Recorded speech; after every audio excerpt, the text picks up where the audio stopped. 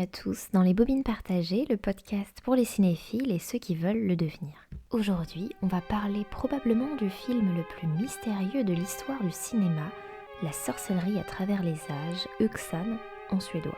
Est-ce un film d'horreur? Est-ce un documentaire ésotérique? Est-ce une condamnation de la figure de la sorcière ou une réhabilitation féministe avant l'heure? Diable, sabbat, torture et critique de l'église sont au programme de ce nouvel épisode des Bobines partagées. En 1922 sort un film produit par le Danemark et la Suède, La sorcellerie à travers les âges. Il est signé par un réalisateur danois aujourd'hui oublié, ou en tout cas toujours ramené ou réduit à ce film, Benjamin Christensen. On remarque tout de suite que formellement, le film est hybride. Il se présente comme une fausse conférence historique sur la sorcellerie. C'est un film muet, donc des cartons portent la parole d'un conférencier, et ça pourrait aussi être un cours d'histoire de l'art sur la représentation de la sorcellerie. On voit des tableaux avec des dessins du Moyen-Âge, et le bâton du conférencier nous montre des détails troublants. Mais très vite, le dispositif change, parce que le film est séquencé en plusieurs fragments, et dès le deuxième, on est plongé dans le Moyen-Âge, avec des reconstitutions, des scénettes d'abord assez réalistes. Alors, c'est censé être des reconstitutions historiques, mais c'est plutôt de l'ordre du fantasme, de la vision fantastique, puisque très vite arrive le diable en personne. Et Satan est joué par le réalisateur lui-même. On n'y voyait pas un film un peu cheap, hein. À l'époque c'est quand même un des plus gros budgets du cinéma suédois, et honnêtement un siècle plus tard, à part peut-être une micro-scène où le diable incite à rejoindre une femme par la fenêtre, ce qui est un peu ridicule, les effets spéciaux sont étonnamment très efficaces. Le diable en particulier, vers la fin du film, a un maquillage très beau qui le fait ressembler presque à une statue, et le jeu de l'acteur, Christensen lui-même, tire le diable vers le satire, parce qu'il ne parle pas, mais il tire la langue de façon grotesque, effrayante et un peu sexuelle aussi, ce qui met plutôt mal à l'aise quand même. En plus de cet aspect faux documentaire, je parlais en introduction du côté horreur, et c'est vrai que le film n'y va pas de main morte de ce côté-là. On voit une sorcière qui accouche de démons, et même si le film date des années 20, l'image est encore assez glaçante. On voit d'autres joyeusetés, des diablotins qui cuisinent des bébés par exemple. Mais c'est pas seulement un film réjouissant et un peu sympa, transgressif sur ce folklore mi-sorcellerie, mi-enfer, parce qu'on comprend très vite que le réalisateur utilise la figure de la sorcière pour dénoncer la répression de l'Église, de l'Inquisition. Et dans cette critique, il va se servir du cinéma d'horreur, qui je le rappelle est encore balbutiant puisqu'on est vraiment au début du cinéma. Le film montre des scènes de torture, et notamment une terrifiante et je dirais même insoutenable, parce que Christensen filme dans le détail une suite d'instruments de torture, d'outils donc immobiles, mais dont on devine l'usage. Et comme souvent dans le cinéma d'horreur, la suggestion fait plus forte impression sur le spectateur que la monstration, car imaginer le pire est plus effrayant que de réellement le voir en image. Et ça, ce que Christensen invente dans cette scène, c'est quand même les prémices de tout le cinéma d'horreur qui ira jusqu'à Wes Craven. C'est vraiment un passage glaçant. Le film fait un portrait à charge de l'Église qui utilise quantité de moyens de répression pour tuer des sorciers, et surtout, le film le montre très bien, des sorcières. Les femmes sont ligotées et jetées à l'eau, par exemple. Si leur corps flotte, ce sont des sorcières qu'il faut tuer, et si elles se noient, c'est qu'elles sont innocentes, mais dans tous les cas, elles meurent. L'Église s'attaque autant aux femmes mûres, suspectées d'être de vieilles sorcières maléfiques, qu'aux femmes jeunes, évidemment des tentatrices envoyées par le diable. Vous vous en doutez, le film a été largement censuré à sa sortie, notamment et surtout, vous n'en serez pas surpris, aux États-Unis.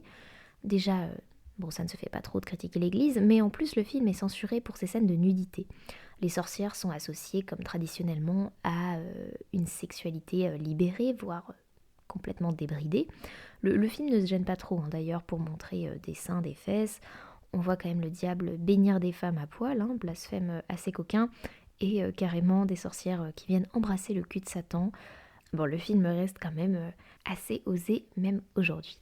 Justement, en parlant d'aujourd'hui, il y a quelque chose d'assez troublant. C'est la modernité de ce film dans son discours sur les sorcières. Depuis une quinzaine d'années, aujourd'hui, on voit une réhabilitation de la figure de la sorcière. Avant, on les représentait sous des traits effrayants, typiquement la petite vieille au nez crochu de Blanche-Neige, mais sous l'impulsion du mouvement féministe, la sorcière est devenue un symbole non seulement de la femme indépendante, mais aussi de la femme martyre, notamment parce que pendant des siècles, les femmes accusées de sorcellerie ont été condamnées par la justice, torturées et brûlées sur des bûchers publics.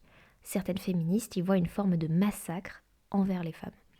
Cette partie de l'histoire reste toujours sujet à débat historique, donc on ne va pas rentrer dans le détail, mais le film de Christensen montre clairement ces exécutions, et lui, il soutient que 8 millions de personnes, principalement des femmes, ont été tuées par l'Inquisition pour cause de sorcellerie. Mais ce qui est encore plus original dans la thèse de ce film, c'est qu'à la fin, Christensen compare le sort des sorcières et le sort des femmes à son époque, au début du XXe siècle.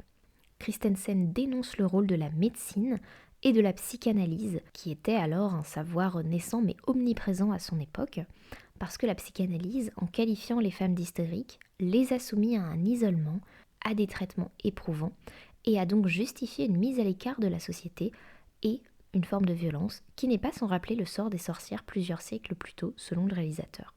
Le film soutient que si certaines femmes ont dit avoir vu le diable et fait des choses pas très catholiques avec lui, c'est d'une part de faux témoignages créés sous la torture, et d'autre part ça peut aussi être des visions hallucinatoires, soit des symptômes d'un trouble mental pour lequel elles n'y sont encore une fois pour rien.